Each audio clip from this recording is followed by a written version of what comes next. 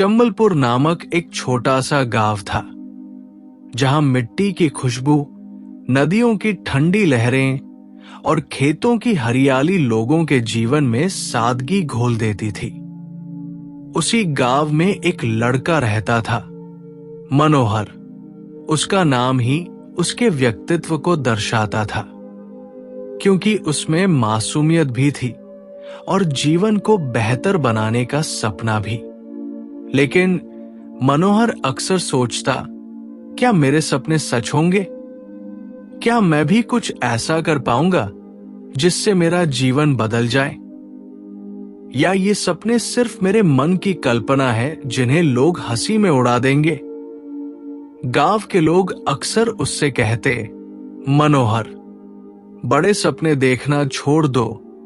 ये गांव तुम्हें उतना ही देगा जितना किसी किसान के बेटे को मिलता है। खेत जोतो, मेहनत करो और बस पेट भरो। लेकिन मनोहर का दिल मानने को तैयार नहीं था। उसके भीतर एक आग जल रही थी, एक ऐसी लौ जो कह रही थी, सपनों को साकार करने की चाबी कहीं न कहीं जरूर छुपी है। एक दिन गांव में ये खबर फैली कि दूर दूर से लोग गौतम बुद्ध के उपदेश सुनने आ रहे हैं। ये सुनकर मनोहर के भीतर उत्सुकता जागी। उसने सोचा, क्यों ना मैं भी जाऊं? शायद वही मुझे मेरे सपनों का उत्तर दे। और वो बिना देर किए चल पड़ा। जब वो वहां पहुंचा तो बुद्ध अपने शांत स्वर में कह रहे थे, मनुष्य का जीवन वही है जो वो सोचता है। यदि तुम सोचते हो कि तुम हार गए हो तो तुम हार चुके हो। यदि तुम सोचते हो कि तुम सफल हो सकते हो तो रास्ता अपने आप बन जाता है। सपनों की जड़ तुम्हारे भीतर है, बाहर कहीं नहीं। ये सुनते ही मनोहर का हृदय कांप उठा। उसने मन ही मन कहा, क्या ये सच है? क्या मेरे भीतर ही वो शक्ति छुपी है जो मेरे सपनों को हकीकत बना सकती है? बुद्ध ने आगे कहा, सपने साकार करने की पहली चाबी है स्पष्टता। यदि तुम यही नहीं जानते कि तुम्हारा सपना क्या है तो तुम्हारी ऊर्जा बिखर जाएगी। जैसे एक तीर को लक्ष्य पर साधने के लिए पहले निशाना तय करना पड़ता है, वैसे ही जीवन में भी ये तय करना जरूरी है कि तुम वास्तव में चाहते क्या हो। मनोहर ये सुनकर सोच में पड़ गया। हाँ, मैंने तो अब तक सिर्फ इतना सोचा है कि मुझे बड़ा बनना है, पर बड़ा बनना क्या होता है? इसका अर्थ क्या है? मुझे ये तय करना होगा कि मेरा सपना सच में है क्या। फिर बुद्ध ने दूसरा उपदेश दिया, दूसरी चाबी है धैर्य। तुम बीज बोते हो तो क्या वो अगले ही दिन फल दे देता है? नहीं, उसे पानी चाहिए, धूप चाहिए, समय चाहिए। वैसे ही सपनों को भी समय चाहिए। अधीर होकर बीच में छोड़ देने वाले कभी मंजिल तक नहीं पहुंचते। मनोहर ने अपनी मुट्ठी भींच ली और खुद से कहा, हां, मैं अधीर हो जाता हूं। थोड़ा संघर्ष आते ही हार मान लेता हूं। लेकिन अब नहीं, अब मैं धैर्य रखूंगा, चाहे कितनी ही कठिनाई क्यों ना आए। बुद्ध बोले, तीसरी चाबी है साहस। सपनों की राह कभी आसान नहीं होती। डर, असफलताएं, आलोचना और अकेलापन तुम्हारे सामने आएगा, परंतु यदि तुम डटकर खड़े हो गए तो वही मुश्किलें तुम्हें मजबूत बनाएंगी। याद रखो, साहस ही वो दीपक है जो अंधेरे रास्ते को रोशन करता है। ये सुनकर मनोहर की आंखों में आंसू आ गए। उसे याद आया कि कैसे गांव के लोग उसका मजाक उड़ाते थे। अरे मनोहर, तू क्या करेगा? तेरे बस का कुछ नहीं है। और वो अक्सर रोकर हार मान लेता था। लेकिन आज बुद्ध के शब्दों ने उसके दिल में नई ताकत भर दी। उसने चुपचाप आकाश की ओर देखा और सोचा, अब चाहे पूरी दुनिया हंसे, मैं अपने सपनों का पीछा नहीं छोड़ूंगा। मनोहर ध्यान से हर शब्द सुन रहा था। बुद्ध अब और गहराई से बोले, चौथी चाबी है अनुशासन। यदि तुम्हारे पास समय का सम्मान नहीं है तो सपने सिर्फ ख्वाब रह जाएंगे। रोज थोड़ी थोड़ी मेहनत ही बड़े चमत्कार रचती है।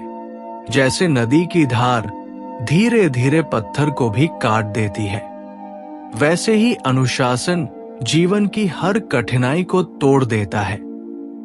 मनोहर को लगा कि ये बात बिल्कुल सही है। वो सोचने लगा, मैं तो अपने ही आलस्य का कैदी बन गया था। कभी पढ़ाई की, कभी छोड़ दी, कभी कोशिश की, फिर बहाना बना लिया। लेकिन अब नहीं, अब मैं हर दिन एक कदम सपनों की ओर बढ़ाऊंगा। फिर बुद्ध ने पांचवी और सबसे महत्वपूर्ण चाबी बताई, आत्मविश्वास।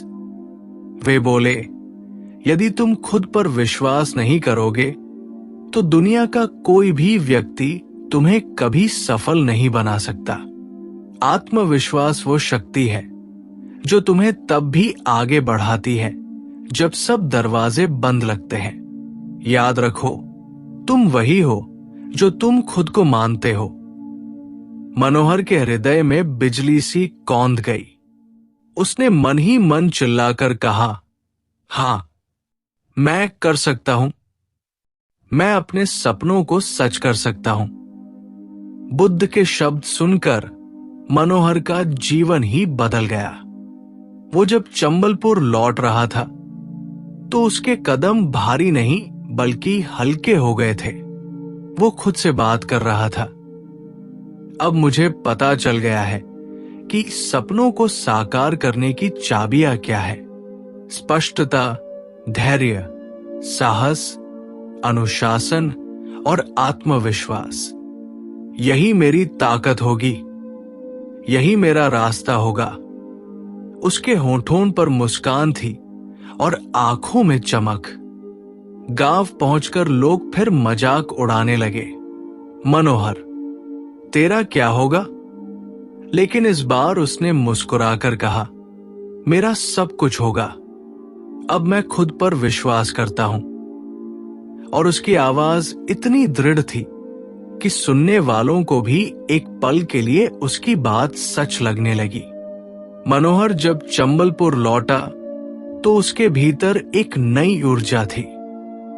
पहले वो गांव वालों की बातों से टूट जाता था, लेकिन अब उसे बुद्ध के उपदेश याद थे।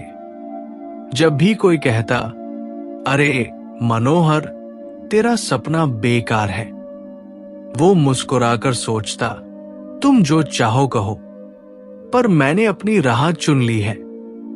उसके भीतर अब डर की जगह साहस था। अब वो हर सुबह जल्दी उठता, खेतों में काम करता, पढ़ाई करता और अपने लक्ष्य के लिए योजना बनाता। कई बार थकान से बदन टूटने लगता, पर वो खुद से कहता, धैर्य रख मनोहर, बीज बोया है, अब उसे अंकुर बनने में समय लगेगा। हार मत मानना। और वो फिर जुट जाता। धीरे धीरे मनोहर की ये लगन गांव के कुछ लोगों को चकित करने लगी। वे सोचने लगे, ये वही मनोहर है जो पहले हर बात पर हार मान लेता था। अब इसमें इतनी आग कहां से आ गई? मनोहर अपने अनुशासन में डटा रहा। वो जानता था कि सपनों की चाबी मिल गई है, अब उसे ताले खोलने हैं। कभी रात को वो खेत के किनारे बैठकर आसमान को देखता और खुद से कहता, गौतम बुद्ध ने सच कहा था। सपनों का रास्ता कठिन है, लेकिन हर कठिनाई मेरे लिए एक नई सीख है। एक दिन गांव के मेले में उसने कुछ बच्चों को देखा जो पढ़ना चाहते थे, पर उनके पास किताबें नहीं थी। मनोहर के मन में करुणा जागी। उसने सोचा, यदि मैं सच में कुछ बड़ा करना चाहता हूं तो ये सिर्फ अपने लिए नहीं, दूसरों के लिए भी होना चाहिए। बुद्ध के शब्द उसके कानों में गूंजने लगे। सच्ची सफलता वही है जो दूसरों को भी प्रकाश दे। उस दिन से मनोहर ने निश्चय कर लिया कि वो गांव के बच्चों को पढ़ाना शुरू करेगा। उसने अपने पुराने पन्ने, टूटी फूटी कॉपी और कुछ बची खुची किताबें इकट्ठा की और शाम को गांव के मंदिर के बरामदे में बच्चों को बैठाकर पढ़ाना शुरू कर दिया। गांव वाले पहले हंसे, अरे मनोहर, तुझे तो खुद कुछ आता नहीं, तू दूसरों को क्या सिखाएगा। लेकिन मनोहर शांत स्वर में बोला, ज्ञान बांटने से बढ़ता है और अगर मैं खुद सीख रहा हूं तो तुम्हारे बच्चे भी मेरे साथ सीखेंगे। धीरे धीरे बच्चों की संख्या बढ़ने लगी। अब गांव वाले भी हैरान थे। वे देखने लगे कि जिन बच्चों को कभी कोई पूछता तक नहीं था, उनमें आत्मविश्वास जग रहा था। मनोहर की मेहनत और लगन देखकर एक दिन पास के शहर से एक शिक्षक चंबलपुर आए। उन्होंने बच्चों को पढ़ते देखा और मनोहर की कोशिशों को सराहा। उन्होंने कहा, बेटा, तुमने जो शुरुआत की है वो अनमोल है। मैं तुम्हें कुछ किताबें और कॉपियां दूंगा ताकि तुम इसे आगे बढ़ा सको। ये सुनकर मनोहर की आंखों से आंसू बह निकले। उसने सोचा, यही है आत्मविश्वास और साहस का फल। अगर मैंने डरकर कदम पीछे खींच लिए होते तो आज ये दिन नहीं आता। धीरे धीरे मनोहर की ख्याति पूरे क्षेत्र में फैलने लगी। अब गांव के वही लोग जो उसका मजाक उड़ाते थे कहते, देखो, ये मनोहर तो सच में कुछ कर रहा है। हमें लगा था कि ये पागल है, पर इसके सपनों की लौ ने तो पूरे गांव को रोशन कर दिया। मनोहर के दिल में विनम्रता थी। वो बार बार बुद्ध के शब्द दोहराता, अहंकार तुम्हें अंधा बना देगा, पर विनम्रता तुम्हें और महान बनाएगी। समय बीतता गया और मनोहर के भीतर से भय, आलस्य और संदेह मिटते चले गए। उसकी जगह स्पष्टता, अनुशासन, धैर्य, साहस और आत्मविश्वास ने ले ली।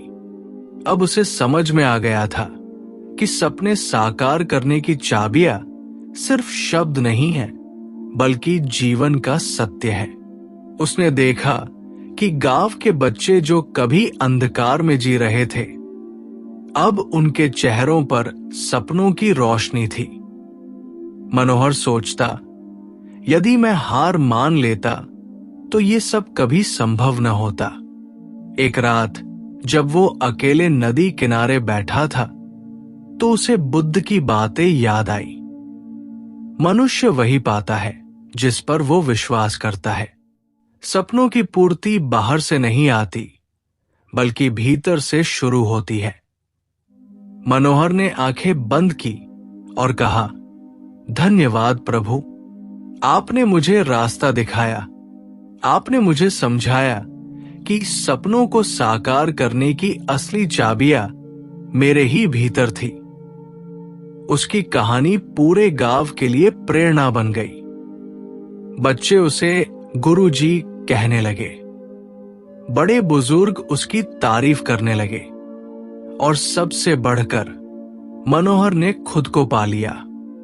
अब उसके सपने सिर्फ उसके नहीं थे, वे पूरे गांव के सपने बन चुके थे। उसने अपने दिल से कहा, हां, यही है जीवन का असली सुख, यही है सपनों की असली जीत। और उसकी आंखों में चमक थी, होठों पर मुस्कान और हृदय में वो शांति जो केवल वही जान सकता है जिसने अपने सपनों की चाबियां खोज ली हों।